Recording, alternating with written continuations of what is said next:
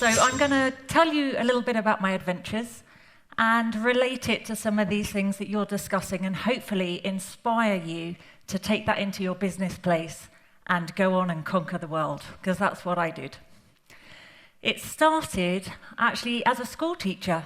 I was very happy teaching physical education in secondary schools, and for 5 years I thought I'd found my perfect job. My mother was very happy, sensible job. And then after 5 years I decided to leave it all behind and go and retrain and take on the world of sailing.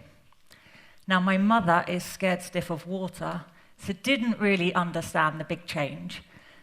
But in 2004, I took on the role of being skipper of a global challenge race. Now this race was 12 identical boats, 17 paying crew for this experience, 1 professional skipper, and I was there representing the girls with 11 male skippers, sailing around the world what's considered the wrong way. Not the fact that I was a woman driver going the wrong way.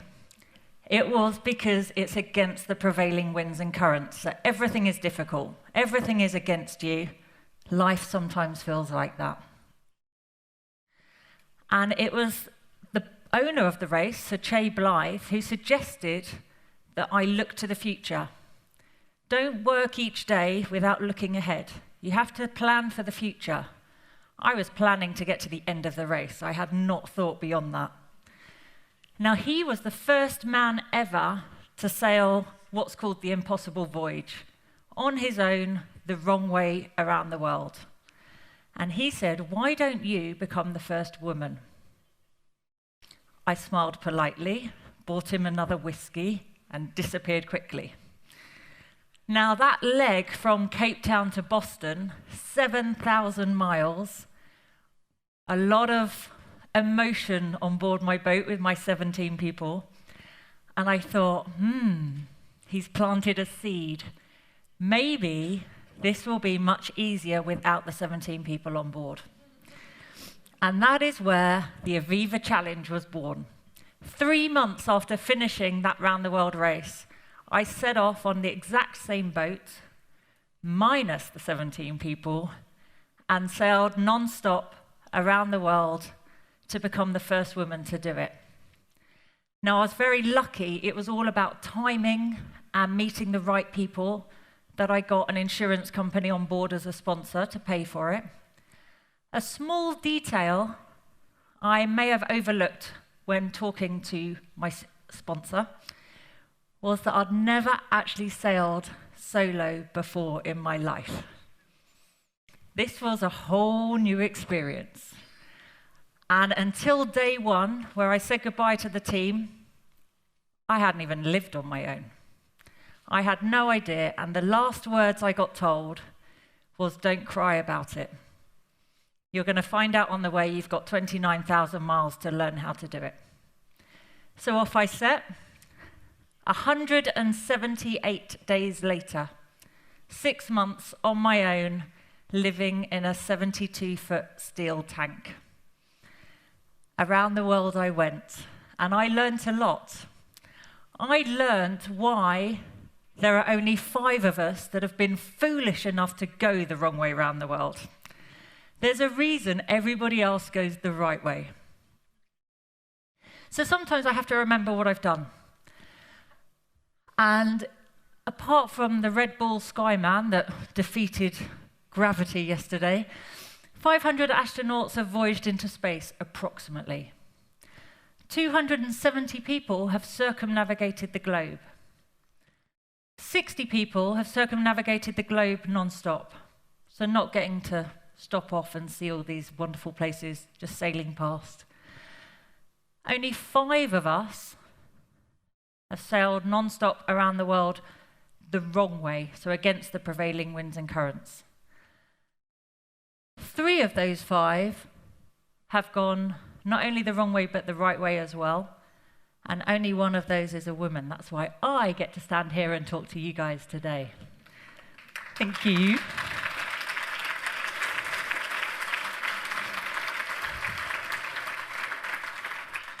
So it's a little bit different than talking about your e-commerce and your innovation and your customers.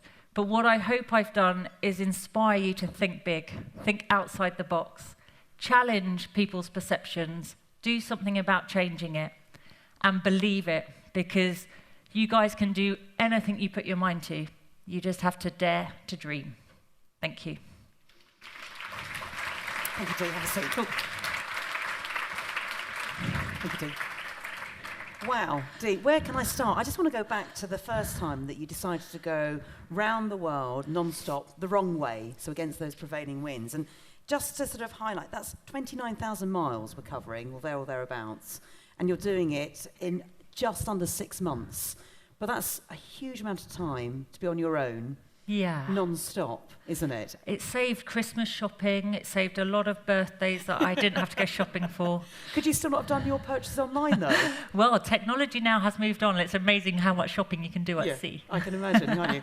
So just give us some idea that if you're out there for 6 months, and we saw some slides of you preparing, you were doing all sorts of skills training, how much preparation time are we talking about here, just to get ready for one big race? Well, the more time you spend on it, the better prepared you can be. But it's hard, because if you have a lot of time, you fill it, and you're still never ready. So actually, it's about making the best productive use of your time. So sometimes a shorter time scale focuses the mind a little more. And it's just having somebody nag you to make sure that everything you're doing is helping you get ready and be prepared and be that step better. And some of it's not as much fun as other bits. No, I can imagine, actually. And I suppose once you're out there, you know, you really just want to get on with it. But 6 months is a huge amount of time to be at sea. Just give us an insight into how the innovations in technology have changed the way that you sail now. Because obviously there's a whole team of people that have probably helped you on your journey. What couldn't you do back then, in 2005, that you can now do now? Well, it's amazing. I think back that not that long ago, just 40 years now, was the first time man went non-stop around the world, what was called the impossible voyage. And he disappeared off over the horizon with no communications, and every now and again some high-frequency radio link would be made, and you'd hear from them twice. You didn't know if they were okay. Now, thanks to technology, and the reason why it enables sponsors to be involved in something that's a little unique is the fact that you can take everybody in the comfort of their armchairs or at the office desk with you on this adventure.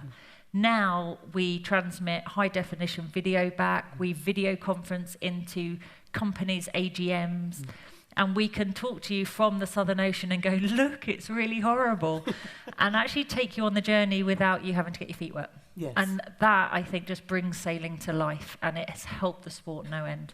Now, do you have a question for Dee? There's a gentleman who put his hand up. I hope it's a gentleman. It's very dark. Yes, it is. That's good. There's a microphone for you. Maybe you're inspired, or do you want to go around the world with this lady? Absolutely. Oh, yes. Perfect. But do you accept men as well? Oh, yes. I'm not fussy. It would be a pleasure to go with you. I have a very short and brief question. Maybe I would introduce myself first. Yes. My name is Damien. It's glad to have you here. Glad to hear all about the stories around going around the world. And you said there were some weak moments from time to time. You saw some people who didn't finish the race and who had some problems on the way. I bet you had some problems as well. But the question is, what really keeps you motivated personally to go on and still come back to the oceans and go traveling? And how do you keep motivated people around you, the ladies you were collaborating with? So what is the click that you make it? It's interesting because I'm a very success-focused person. I have to have goals and I have to have that sense of achievement. And I need quite good positive feedback. So actually to be out there on my own, it's very hard because I have to generate that myself. And I set goals all the time. And somebody told me likened it to eating an elephant. If somebody said to you, you need to eat that elephant, you think, no way, that's massive. But what you do is one day you have chops, and then you have ribs, and then you have a curry, and you break it down piece by piece. And so I see my big projects as elephants now. And it could be I need to survive 2 hours, and then the wind will change, and if I get through that, I'll have a cup of tea. I am British. Or you get a little reward of, when I do this sail change, I'll have some sweets. And I'm very reward focused. But when I'm dealing with the others, it's about keeping them focused on the bigger picture, rather than getting lost in they have to learn how to do this with a rope. It's actually what they're doing is pioneering, and they are about to be inspirations for the whole Arab community. And that's massive, and how proud of you. And I want to pass the power to them, so it's not always me leading, but actually just gently nudging from behind, I think, is a sign of a better leader. And I think that was implied earlier in the presentations we've had, where leadership needs the team to buy in and actually want to do it for themselves. Because I think that's incredibly rewarding for yourself, probably leading that team with the girls from Oman, and the message that sends out when we may take freedoms for granted. Definitely. I mean, Oman's probably one of the most progressive states out there, but they're still like 40 years behind. It's incredible. And to see them doing something that is so, makes everybody take note, is incredible. I'm going to go back out there this winter, and the aim this time is not for me to control the boat, but actually just enable them to control it. So it's actually a bit scary for me. But we've got a bit of practice time, so hopefully that'll work out. And do they not get a bucket each, by the way, or is it just one shared bucket? No, bucket, chuck it, rinse it. Okay. Any other questions for Dee? I've got one final one as well. Any other questions for Dee? Just before we move off. Yes. There's a lady there with the microphone. Good morning to you. Is it good morning still? Yes, just about. Hello. Hi. This summer I've been sailing for the first time in my life. It's very beautiful. And the question is, what's your next challenge? Ooh, the $1 million question. Well, can we just ask, actually, when you say Yep. sailed, are we talking over an ocean, or were you in a little pond somewhere, or the sea? Just a... No, it was in Poland, in Mazurem. Yeah, and you loved it, you got the bug? Yeah, yes, Okay. it was really lovely. Perfect. Well, actually, for anybody, all the Polish here, the Vendée Globe's next edition leaves November this year, and you have a Polish sailor in it for the first time. Gutek will be doing the Vendée Globe, so you'll have to follow his progress and cheer for the pole. Okay. For my next project, I feel like I'm always looking for funding to secure the projects, because unfortunately, it all takes money to make these dreams come true. But if I get it all sorted out, the pinnacle team event around the world is the Volvo Ocean Race. And the next edition of that is October 2014. And if I get it right, then I'll be leading the first female team for over a decade in that race. That's the plan. God, well, good luck with that. And just sort of finally, who inspires you? What leaders or management teams or maybe companies that you get inspiration from and put that into the world of sport? Because we've just had an incredible summer of Olympics and Paralympics. I know some people Absolutely. didn't get a chance to see it, but the sport, what Sebastian Coe inspiring a generation of young people, left that sort of momentum, that feel-good factor that filters into all walks of life.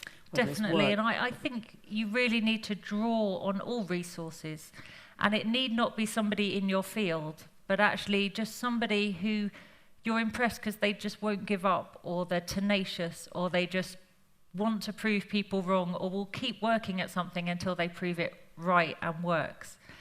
And I'm inspired by so many people from so many walks of life because I'm exposed to that, and it's great. But you listen to the two speakers we had earlier and you think, wow, you want every company to have people like that in there because you think that's really good. Yeah. And I think the key thing is to take all the good things, all the little good things from lots of people and put them together to make your own.